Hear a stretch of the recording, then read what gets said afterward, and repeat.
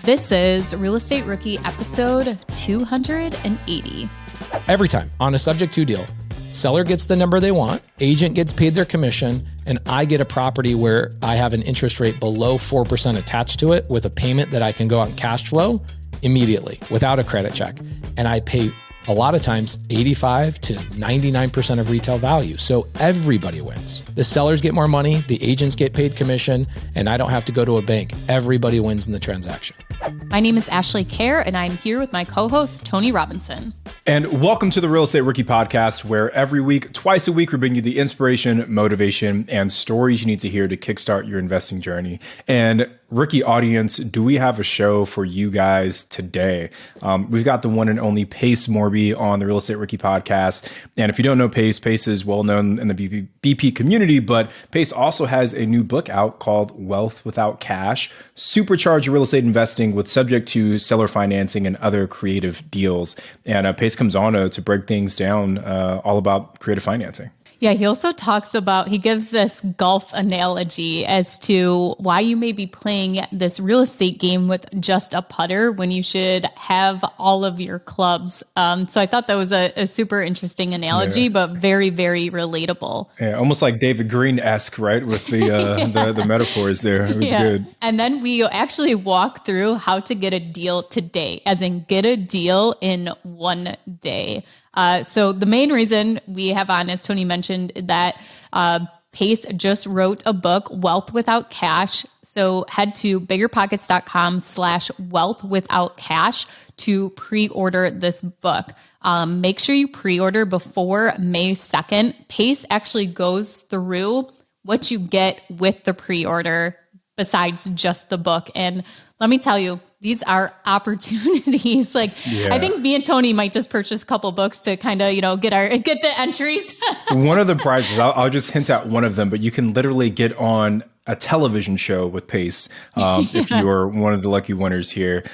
Pace also, in addition to the book coming out, he's got a boot camp coming out with Bigger Pockets about creative financing and subject to, and that starts June 18th and then ends on August 26th. So if you guys head over to biggerpockets.com/bootcamps, you can learn more about the creative finance boot camp. And of course, if you are just a rookie investor and want to learn anything and everything about getting started in real estate, there's also the rookie boot camp that I am co-hosting with Tyler Madden that will be starting those same dates over the summer.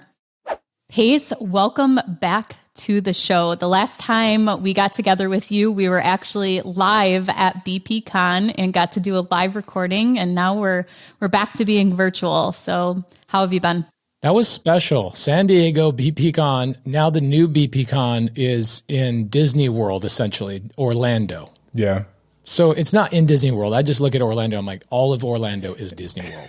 Did you see that we're actually going to Universal one night too? They rented out Universal Studios. I saw that the last night as the cap party. I'm super excited about that. Pace, I don't know if you know this, but that was one of our best performing YouTube videos, or I think it was the best performing YouTube video for the Real Estate Rookie Podcast also. Wow, that's cool. You got some big shoes to fill today, brother. I just was so excited to hang out with you guys. You guys were great to meet, and Tony, your spouse, and just everybody in the whole Bigger Pockets leadership. It was just so cool to hang out backstage and do that podcast. So thank you so much for having me back. No, of course, brother. And we're here to talk about something special today, right? Like Pace, you have entered rare air as now an officially published Bigger Pockets author.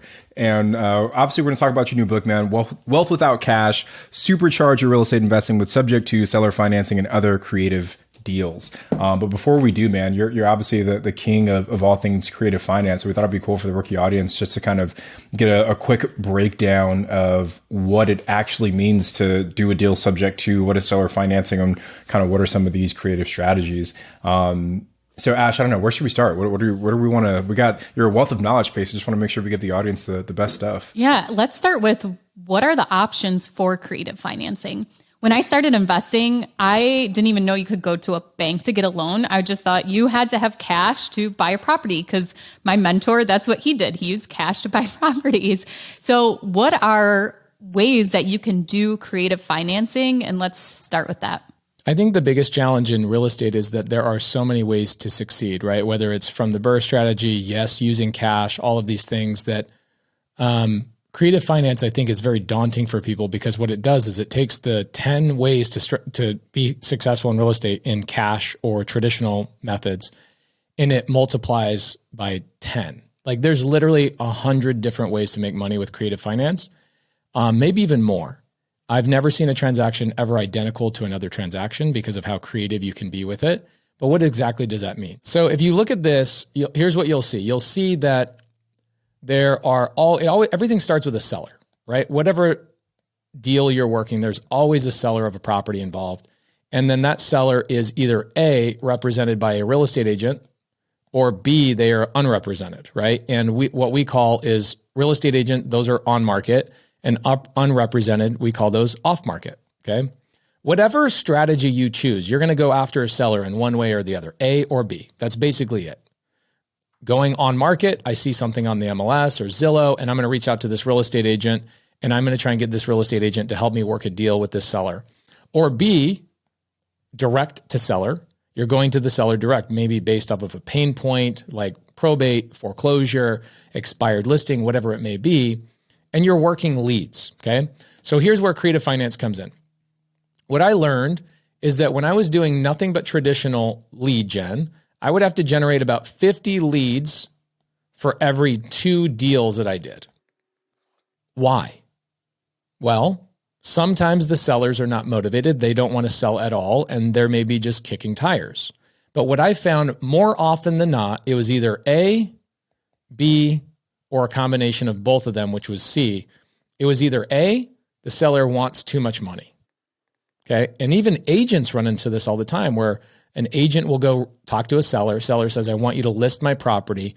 The agent sees that the property is worth $300,000 by comping it. And then the seller says, I want $350,000. So you have basically unrealistic sellers, right? When I first started, Ashley, I also did not know that people could get a hard money loan. I thought a hard money loan was like a loan shark. With the baseball bat.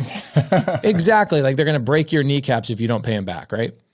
What you don't know hurts you dramatically. And what creative finance does is it helps those sellers that want too much money.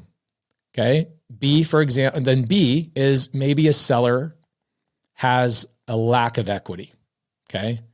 And you're seeing this more and more and more right now, especially if you look in Maricopa County where I live. I live in Maricopa County, Phoenix area, and you pull up expired listings. Okay. If you're a rookie, write this word down, expired listings. You want to go get a subject to deal today, go after expired listings. Typically, agents are representing a seller.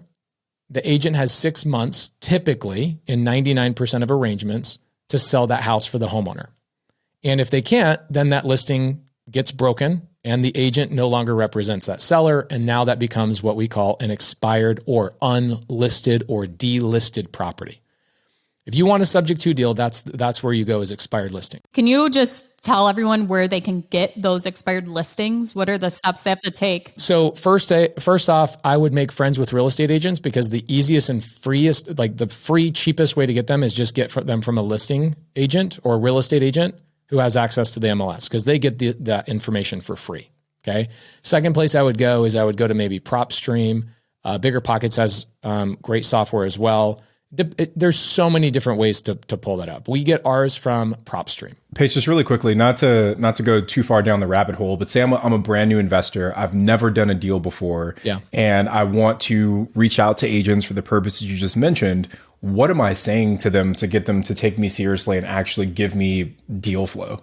Okay, cool. So this is great. This is where I'll tie that all into your question. So either A, I'd go generate 50 leads. I would go get 2 of those deals cash, right? Because I'd have super motivated sellers out of 50 leads, right? The other 48, they either seller wants too much money or the seller has a lack of equity or a combination of both, which is C. So what I learned is that I could utilize subject to and seller finance. And there's a handful of other things as well, but I won't go into them because we have limited time, but like novation agreements and lease options and all of those types of things. Another strategy I talk about in the book is called the Morby method, which is a strategy I created about 5 years ago. And we won't go into that today, but there's so many ways to make money. The two primary things you want to go after are subject to and seller finance. So what you're doing is if you're going to reach out to an agent what you want to do is you want to start off the conversation always about their commissions. Always. Hey, my name is Pace Morby, and if I was able to get your commissions paid, would your seller be open to terms, right? And some agents know what terms are, some agents don't. And basically navigating that conversation, some agents go, what do you mean terms? You go, well, would your seller, if I could get your commissions paid, would your seller be open to me taking over their existing payments? Or if your seller doesn't have payments and they own the house free and clear, would they be open to seller financing the property to me?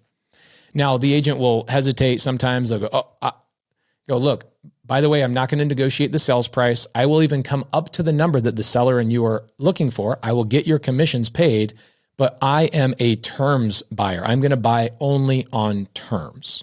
Okay, now the process of subject to and seller finance, here's what I found. When I would go after these 50 leads, 2 deals turn into cash and another 8 deals will get done with creative. I found that utilizing creative finance subject to, which we can jump into what that is in just a second, and seller finance, utilizing these 2 strategies, I could 4x my conversion rate and 4x my monetization. And by the way, it is way easier to buy a property subject to than it is with cash. Way easier. The only reason why people are confused by subject to is because it's not always talked about and it's new. It's kind of like when Ashley and I both learned, oh wait, people aren't actually cash buyers. Like 99% of people are not buying with cash. They're actually, if you use the correct wording, you would say, I'm a hard money buyer. We're not cash buyers. We're hard money buyers. We buy houses to flip them using hard money. So it's just like learning a new language. Subject to sounds confusing, but it's actually way easier. It's faster to close at a title company. There's 5 less people involved. It's way easier to get under contract. There's rarely inspections. There's never any appraisals. There's no banks involved. There's no loan payoff requests. There's no applications. There's none of that going on, which are all the complicated parts of a cash transaction. And so in subject to, you don't have any of those things. So it is way easier for me to go to a homeowner and say, your asking price is not the problem for me. Whether you're willing to do terms or not is my main concern. And say, you're not going to negotiate my sales price? No, I'm not. All I want is I want the interest rate. I tell sellers all the time, I'm not really buying your house. I'm buying the interest rate attached to your house. That's really what I want. Your house just so happens to come with it. Pace, so much good information there, brother. So much, and I just want to pause for a second because I want to clarify a few things for our rookies before we keep going. Yeah. So, first, if we take one step back, can you define what subject to means and define what seller financing means, and explain how those 2 concepts are different from going to like a traditional bank to get financing on a property? Of course, yeah. So let's look at it like a car. Let's say I want to go buy a Toyota Prius. And I go to a bank to go get a Toyota. I go to the car dealership. The car dealership says, okay, well, what do you want? How much can you afford? And then what do? They go to their finance department. They run your credit. They look at your job credentials. They look at your W-2. They look at all the things just like you do through a mortgage. And they see if you're worthy enough to buy that car. Okay, great. In a car transaction, much like a real estate transaction, you are paying over retail for every house. By the way, do you know every homeowner pays over retail for every house that they buy?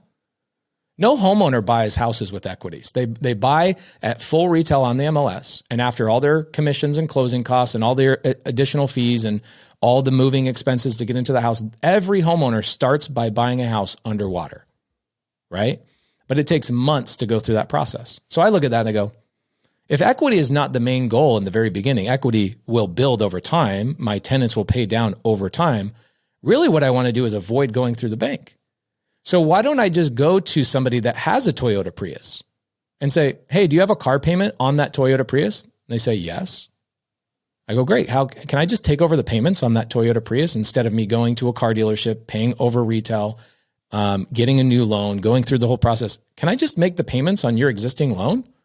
Seller says yes. And if you go on my YouTube channel, I bought a Kia subject to, where I found a seller that goes, look, I bought this on a dealership last year.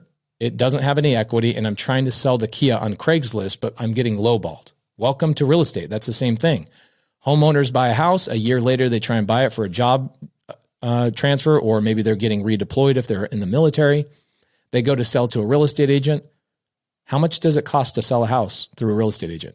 3%, 3%, and another 3 to 4% in closing costs, home warranties, inspection items, et cetera. You're like 10% to sell a house. It costs 10% to sell a house. So for a seller that doesn't have a lot of equity, I just go to the seller and say, can I just take over your payments? And that is the process of subject to. I take the deed, right? Because here's the big difference. If I go to Craigslist right now and I start calling people that own Toyota Priuses, you're going to run into some people that own them outright, right? They paid cash for those cars. And you're going to run into some people that still have car payments on those cars. Seller finance means the house is paid or the car is paid off. And I can just say, hey, I'd like to buy your car on payments. What payments do you want to set up where I just make you a monthly payment and you become my bank? That is called seller finance. Seller is financing me, seller finance. And in subject to, I just go, oh, you have a car payment. No problem. I'll just take over the car payment, exactly what it is. I'll log into your account. I'll make the payment every single month. Registration gets put in my name. Ownership gets put into my name. And I'm the owner of the car, but the payment stays in your name. We avoid all the bank fees. The only person that makes money when I go get a new bank loan to pay off your existing bank loan are two banks. You don't make any more money, and I definitely don't make any money. So what am I doing going and getting a new loan to pay off an old loan?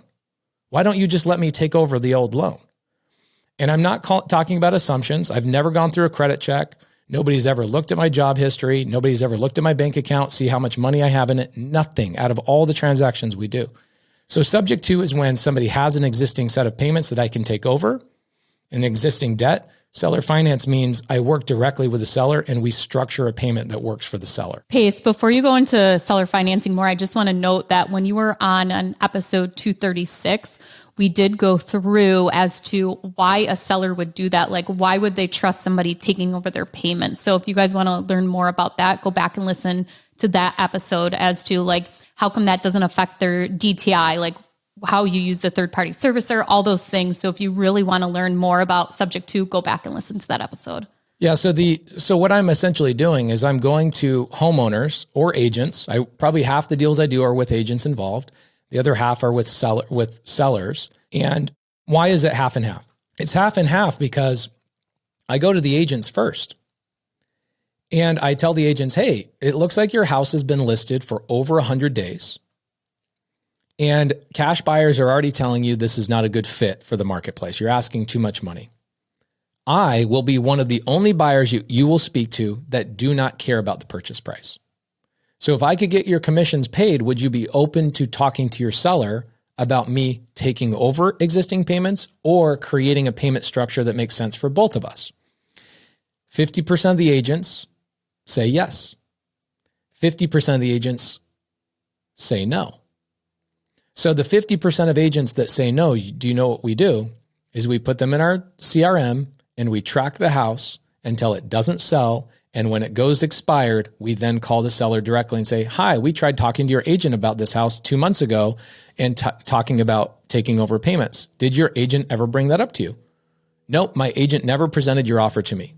Great. Would you be open to would you be open to letting us take over your payments? They go, you would be willing to do that?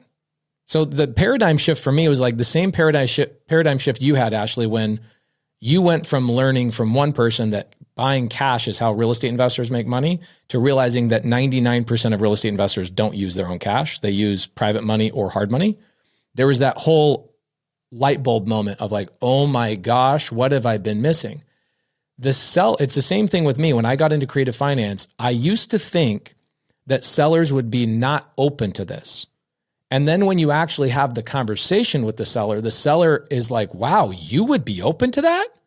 It is the polar opposite of what you would assume. Now, of course, just like if I walked into my neighborhood, knocked on my neighbor's door and said, hi, I'd like to buy your house. Most homeowners' houses are not for sale. So you're not just going to talk to a random person to buy their house, whether it's cash or creative, or even listing through an agent. 90% of houses are not for, 95% of houses are not for sale, nor will they be for the next couple of years.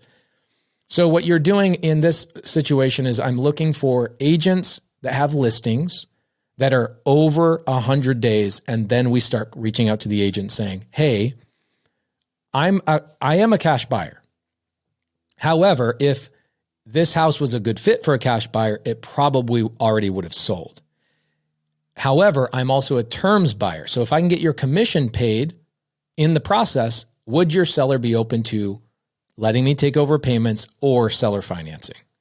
Again, 50% of agents are educated on this and they get excited at the prospect.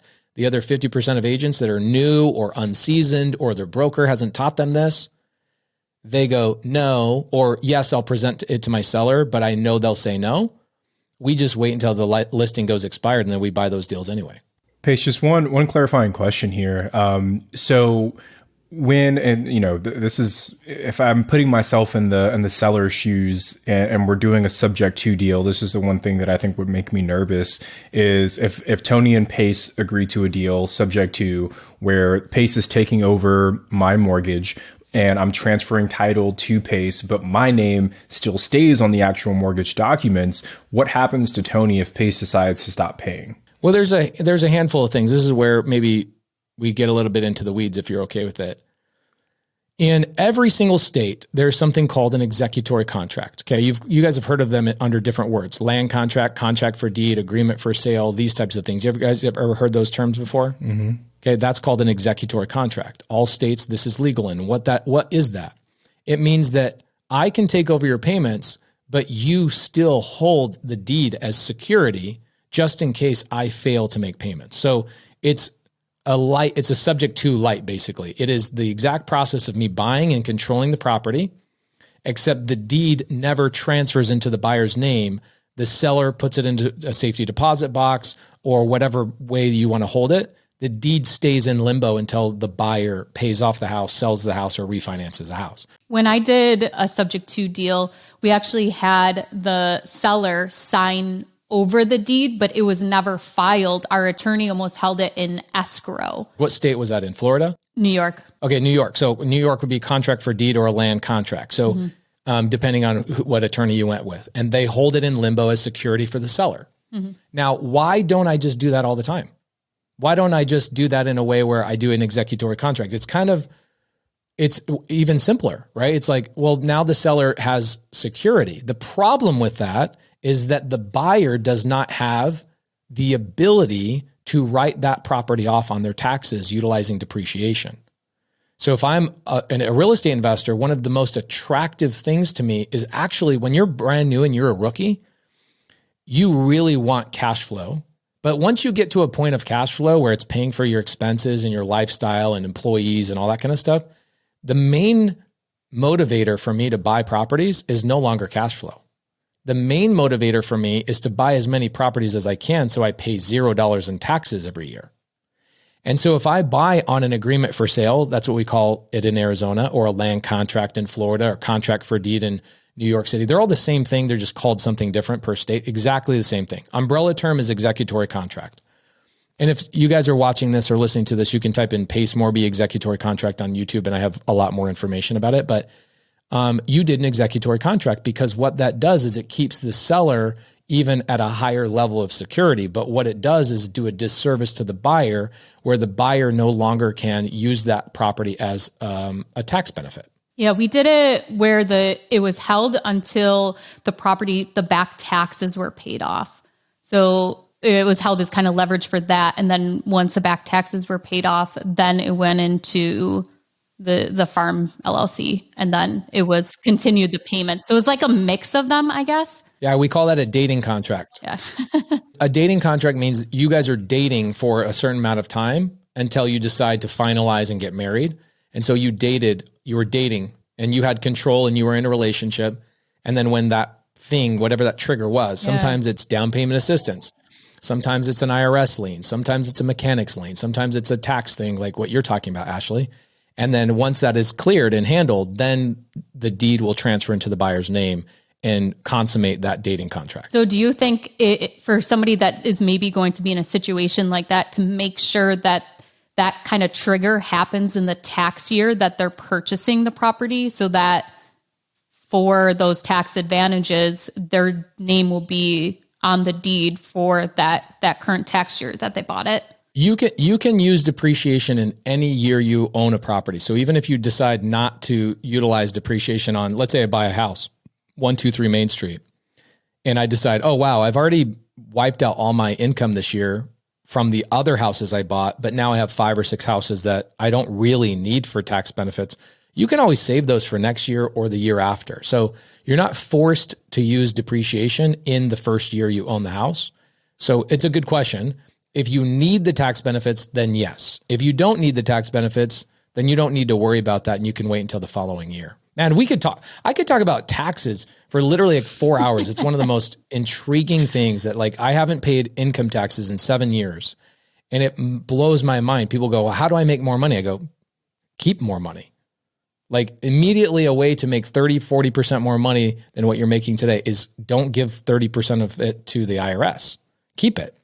And the way we do that is by being, isn't it weird? We get incentivized to invest in real estate. The IRS is like, here's a bonus. Go invest in real estate. Keep your money just as long as you put it into an investment.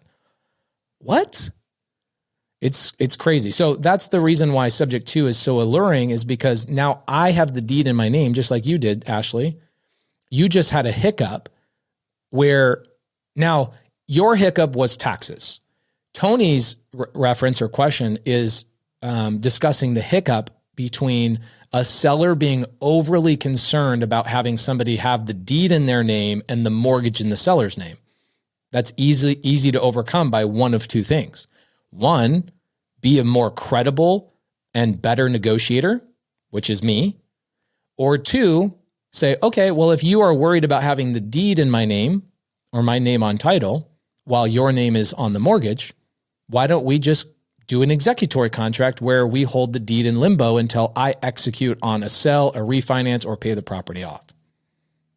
Because what you get, right? Even if, Ashley, if your attorney kept that property in limbo for 25 years, okay, that's a traditional like land contract for deed, bond for deed, agreement for sale. It's just, again, executory contract. If they kept it in limbo, you always have control of the property. And guess what you get? You get all the cash flow. You get all the appreciation. You get all the loan pay down. Let's say you bought it subject to and your tenants are paying down that existing loan. You get the credit for that. The only thing you don't get is the tax bonus or the depreciation. And so it's 90% as good as a subject to deal, but man, 90% is pretty cool too. Yeah, I think that's so great to clarify those two things for everyone because they are two completely different options in that one aspect. And that's where it goes into looking at what your own goals are, your why, or what you're trying to strive for in real estate. And if the tax advantages is a really big thing and you went and did the land contract and you realize, oh no, I'm not going to get any of those tax benefits. And that was the sole reason that I was trying to get into real estate anyway. So I'm really glad we went through and clarified that. Yeah. I mean, and this is the thing is like, I could talk about executory contracts, arbitrage, lease option, all these other strategies. There's so many strategies to buy real estate. And all it comes down to is this to like distill this down to something very simple. If I'm playing golf, am I going to win or defeat my opponent if they have a full bag of 14 clubs if I only have one club?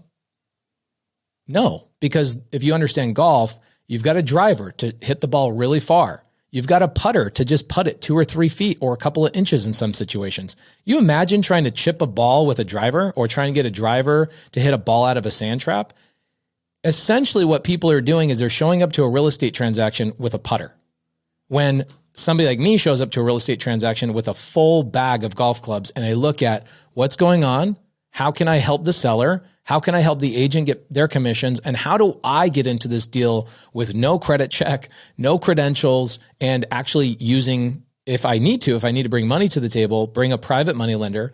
And all that comes down to is all of the options. So executory contracts, like what we talked about, right? So Tony, sellers willing to do a subject to deal, but they're overly concerned about their security. Easy, executory contract, right? Seller wants to sell the property to me, but they want to make sure that I'm as credible as I say I am. Okay, do a dating contract like Ashley did. Say for 6 months, let's do an executory contract where I have control of the asset. And after 6 months, it converts to a full sub 2 deal because now I've shown you for 6 months I can make my payments on time, manage the property, and put a tenant in the house. You can set up, this is not even possible in a cash transaction. None of this is possible.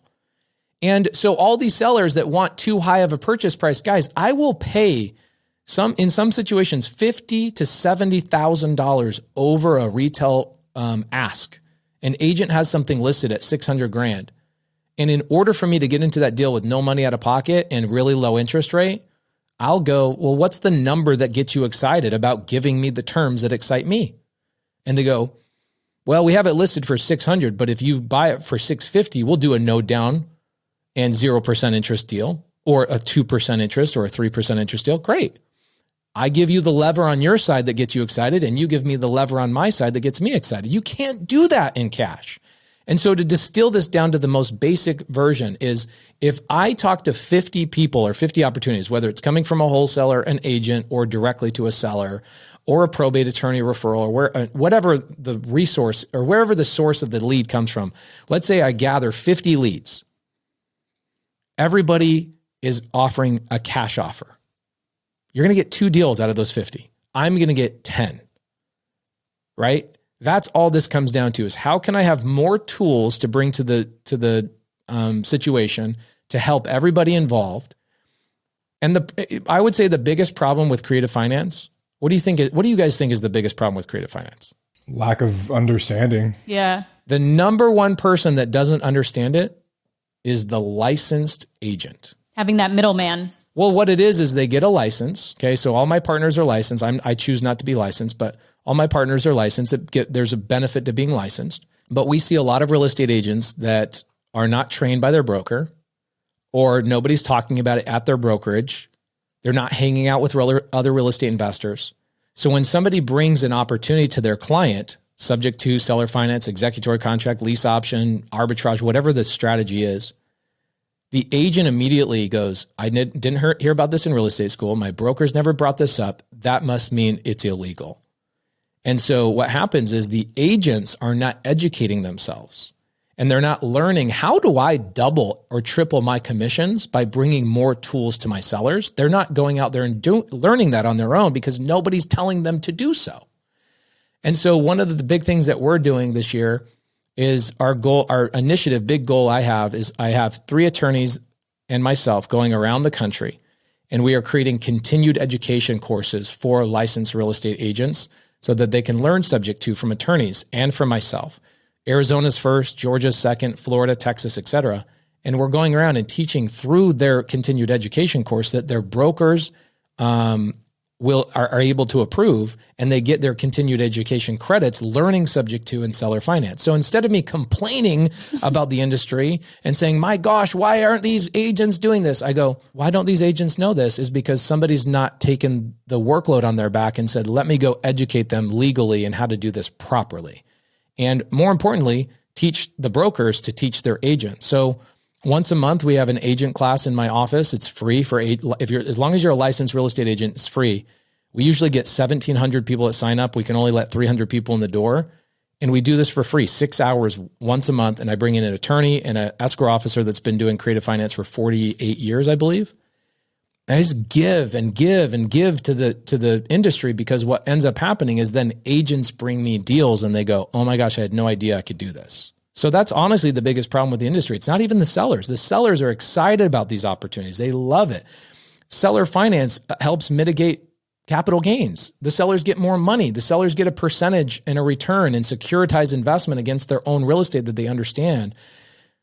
Could you tell I could talk about this for like 25 hours? Yeah, but it's so much good stuff, Pace, and there's so many angles to it, which again, which is why I think people need to go pick up a copy of your book, Wealth Without Cash. You talk about a lot of this in there. It's not the book. Can I tell you something I did about the book? Because I hate to say this, but I'm not a big reader. What I did is I made that book so special. I made every chapter gets a 3-hour deep dive on the context of that chapter by me creating a video companion guide.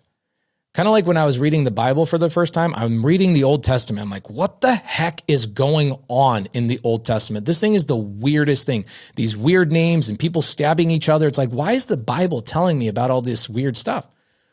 And then somebody came to me and goes, hey, read this companion guide. It's a companion guide that helps you understand the context of each chapter, each verse in the Bible. And all of a sudden, the Bible became super cool to me. And it was so fun. So I said, when I write a book with bigger pockets, I want to create a video companion guide. So every chapter gets 3 hours of context on whiteboards and breaking down deals. The first chapter of the book, check this out. This is so freaking cool. I bring in a live audience to record this video companion guide in my studio right over like 15 feet away. I've got like 15 people in. I go, all right, guys, welcome to the video companion guide with bigger pockets. And my phone rings. And I look down at it, and it's a seller that I've been negotiating with on a deal in Boston, Massachusetts. He says, hey, Pace, I'm in town in Arizona. Thought maybe I could just stop by your office and we could finalize the details of my deal. I go, yeah, come over. I'm recording. If you don't mind, just come over to the studio. So for an hour and a half, I broke down my pitch, my negotiating, and I lock up a live deal in the first hour and a half of the video companion guide right there for the bigger pockets. Whoever buys and pre-orders that book, you'll get that. The seller's like, wow, so you're just going to negotiate with me right here with cameras in my face? I go, what better place to do it? The audience is sitting there like, I can't believe Pace is pitching and just bought a duplex in Boston subject to in an hour. And then I, went through every objection he had. He had 6 objections. I went through every single one of them live with a live seller. And then we signed the contract. He leaves. And now I already own the property. So if you want to really learn subject to and seller finance, that book is going to help you. But the video companion guide you get with it is a masterclass. It is so awesome. Is that just for pre-order, Pace? Like, I want to make sure that's clear. It's only for pre-order, yeah. Yeah, everyone does pre-order to get that because that is going to be huge value to everyone. So you guys don't want to miss out there. Yeah, and I've got like chapter 17 is about the legalities of subject to, seller finance, lease option. And I have an upcoming class coming in 2 weeks where I have 2 attorneys, my escrow officer, and we're doing a 6-hour breakdown of how deals are done legally and referencing the IRS's website. Like the IRS tells you as a buyer and a seller how to handle your taxes when you buy or sell subject to. Then there's all sorts of legislation that references subject to nationwide. It's everywhere. So I go through and I'm doing a 6-hour class on that. And they get that 6-hour class that is the companion for chapter 17. So chapter 17 is 8 pages. But you get a 6-hour legal class attached to that chapter for the pre-order. Pace, we're running out of time here. But always. It's a classic with me. For our rookie audience, I want to give kind of an example, a scenario. So just imagine that you are sitting on a park bench, you have no money, no cell phone, and you need to do a real estate deal today to be able to eat tomorrow. Easy. What would you do? Just kind of break that down for us real quick. And no existing contacts, Pace, right? Like you can't tap into the people that you already know. Like you're starting from zero. This is easy. And I didn't know it was easy. It's like, again, back to Ashley's reference earlier. It's like, I didn't know what I didn't know, So here's what I own a nationwide title company. So I understand how title companies work at a pretty deep level. There's always a marketing department in every title company. Okay. They're the people like, have you guys ever done lunch and learns with title and escrow officers? Like they come in and they pay for your meetups and stuff like that, or they sponsor things for you? No. You've never done that? No. Okay. If you guys are doing meetups in your local town, get a title company and say, hey, do you guys have a marketing department I could talk to? They'll come in and pay for all your food, all your, marketing, everything. Wow. Every branch of my title company and every title company I know has a monthly budget of about $10,000 that they can go and do lunch and learns for mortgage officers, real estate agents, and real estate investors. Okay. So what I would do, I'm sitting on a park bench. The first thing that I do is I walk to any title company. There's as many title companies or closing attorneys in every state as there are Starbucks. Like they are everywhere. Drive around, Google it, just walk down the street. You cannot go a mile in Phoenix, Dallas, anywhere without seeing escrow, title, title and escrow, closing, whatever, walk in there and say, can I talk to somebody in your marketing department? And what does the marketing department do? Their entire job is to get investors like me, real estate investors or real estate agents and loan officers to send files to their title company. I even challenged Bigger Pockets to document this, by the way. I said, guys, I can show your audience how to get a camera guy on me for 6 hours. I'll start on a park bench, no cell phone, not even $1. They were like, well, you can start with $100. I'm like, no, I want any money. I go to the title company and I say, can you guys pull a list for me? The best place to get a free list with free phone numbers where you don't have to pay for skip tracing, your marketing department at a title company. Any title company will do this, okay? And what you say is you go, I want all the expired listings that have expired in the last 60 days, and I want all their phone numbers.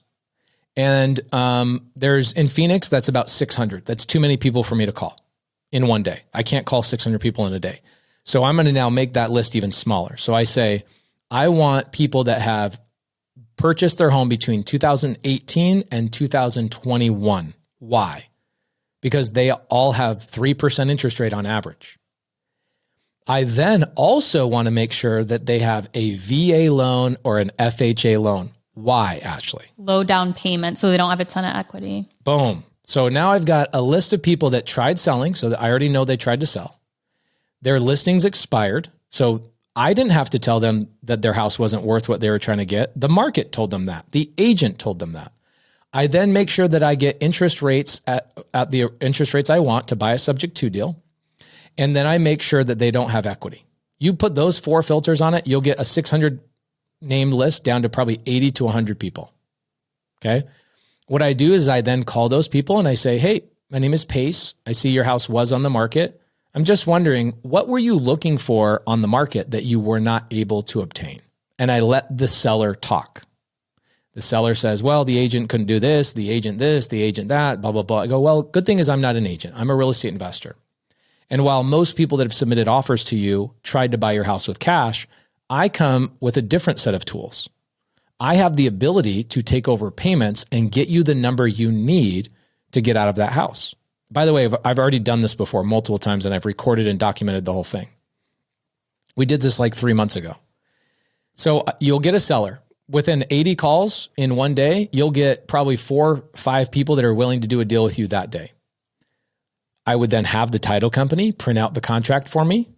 I would then either A, ask somebody at the title company to drop me off or take me to the appointment, or B, I would do a DocuSign through the title company to the seller using their computers. Okay. The next thing I would do is once I have the contract, right, subject to taking over the mortgage, I would call somebody that does Airbnb. I would call somebody who does sober living or primarily sober living. This is the easiest one to do, sober living. I'd call up one of my sober living operators and say, hey, I know you're looking for more houses to rent. I will let you rent this property from me, put your sober living facility in here, but I need a deposit today on the rent.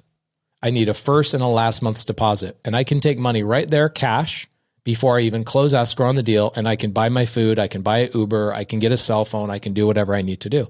In one day, I can have money in my pocket from thin air. And that list is a guaranteed. Like if you went to a title company, got that list, made 80 calls and you couldn't get a seller to say yes, then you didn't make a single call.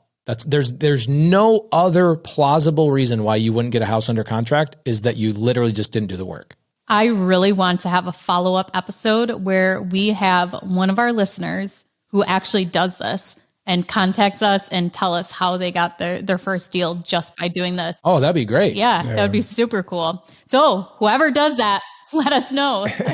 If you guys ever want to do this, I'm throwing this on the table. If you want to run a contest where like somebody comes and spends a day with me and does this by my side, I will take them out in the field. We will both start on a park bench and I will walk them through and show them how to do it. I'll walk to the title company. I'll show them how to get the list. I'll do half the phone calls for them and let them and document the whole thing and then have them come on. I'll do whatever you want.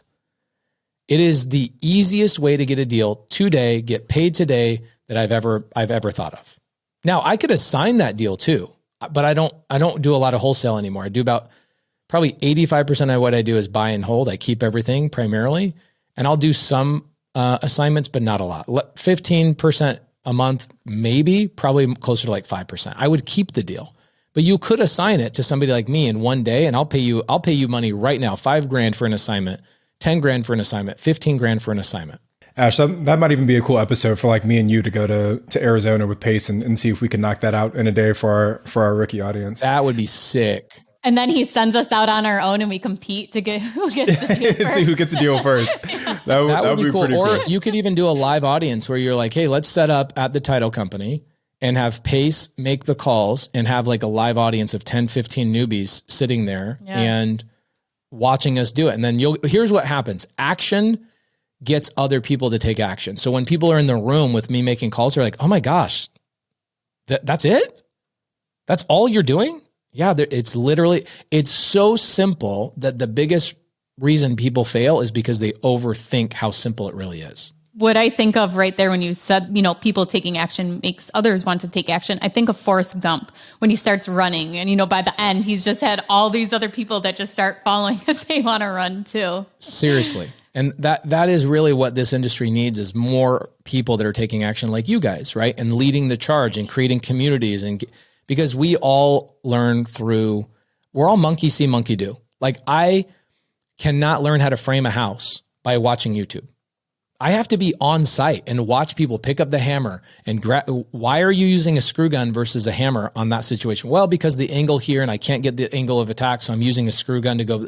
You have to learn on the job and people have to be willing to let you learn by your side. And so I've always let people go on appointments with me, go to title companies with me, because that's how I learn. And that's how I assume everybody else needs to learn as well. Pace, I just want to let people understand how impactful these strategies can be if done the right way. So how many deals have you done or how many units do you have right now currently that are subject to? I'm everywhere. Look at this board, right? So I'll probably this year, my target is to buy another 500 single family homes this year. Wow. 500 single family homes, all subject to and seller finance. We currently have roughly 1,800 doors in our portfolio. Not a single one of those doors required a credit check. Nobody asked for my job credentials. Nobody asked me for how long is the money sitting in your account seasoned. None of those questions were ever asked. Not once on any 1,800 doors we have. And again, you look at this whole entire board. If you look down here, I've got a deal right here in Hawaii, circled, 2% subject to deal, an acre and a half on the water. In Alaska, Anchorage, same thing. It was over here. There we go. Now I've got it. Anchorage, Alaska, bought a duplex last week, 2.5% subject to deal. I will buy deals from Alaska to Boston. There's not a state you can't buy in. California, New Jersey, New York, all the places that are challenging to do wholesale, you can do subject to in all 50 states, and I'm doing them. So here's how impactful it is. People that don't understand subject to and seller finance look at a big haystack and they're thinking, oh, I got to find some cash deals, those needles in the haystack. I look at the haystack and I go, subject to and seller finance is the haystack. It's everywhere. It is the whole entire market for me. I don't even look at cash deals. I don't waste my time on cash deals. Why would I look at cash deals? And the thing that's the most impactful when I was primarily wholesaling, 8-9 years ago, I realized, yes, the seller gains the convenience and speed of a wholesale transaction by selling their house at a deep discount. But the reality is when I use subject to and seller finance, it is the only transaction in real estate that is a true win-win-win.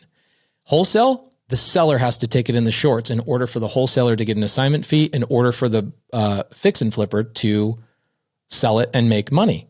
And that transaction requires that, and it is perfectly fine, and it is needed in the industry for sure. But what happens a lot of times is, or every time on a subject to deal, seller gets the number they want, agent gets paid their commission, and I get a property where I have an interest rate below 4% attached to it with a payment that I can go out and cash flow immediately without a credit check. And I pay a lot of times 85 to 99% of retail value. So everybody wins. The sellers get more money, the agents get paid commission, and I don't have to go to a bank. Everybody wins in the transaction. Pace, what a masterclass, brother, on how people can get started in real estate investing today. And I think it's super timely because there's a lot of folks that are hesitant to get started, especially in our rookie community, right? A lot of these folks that are listening haven't done any deals before. So I think this gives them a great, like you said, I guess another tool in their tool belt to get started, brother. So obviously, Pace, man, if you can just tell people the details of the book, when the pre-order starts, and all the goodies that come along with it. The pre-order is pretty cool. I was like, I told Bigger Pockets, I said, how can we make this book so special? Like, I think there's people that will win a day with 10 people will win a day with Jamil and I on our TV show for season 3. We'll fly them out. Another 10 people will be able to do a whole class with me in person in my Phoenix office. And then everybody that pre-orders before May 2nd, when the book comes out, will get basically a 20-hour masterclass on creative finance, 2 to 3 hours per chapter on average, giving full context. Because as much as I love reading, I'd rather listen to stuff. And that's why audiobooks are powerful. So of course the audiobook is there too. But the video companion guide really breaks down whiteboards and teaches you, the listener or the consumer, the way I needed to be taught in the very beginning. And if I learned everything in this book when I first started, it would have cut my learning curve down by probably 5 years. I had to go figure it out slowly and surely. So I condensed it pretty powerfully and gave you guys as much as I possibly could for the people that decide to pre-order. So thank you for giving me the platform to talk about it. Pace, I also want to mention that you are doing a boot camp too for Bigger Pockets on creative financing. So you can go to biggerpockets.com/bootcamps, and that bootcamp starts this summer. Well, Pace, thank you so much for joining us. Thank you guys so much. Appreciate you. I'm Ashley at Wealth from Rentals. He's Tony at Tony J. Robinson, and we will be back on Wednesday with another guest. Still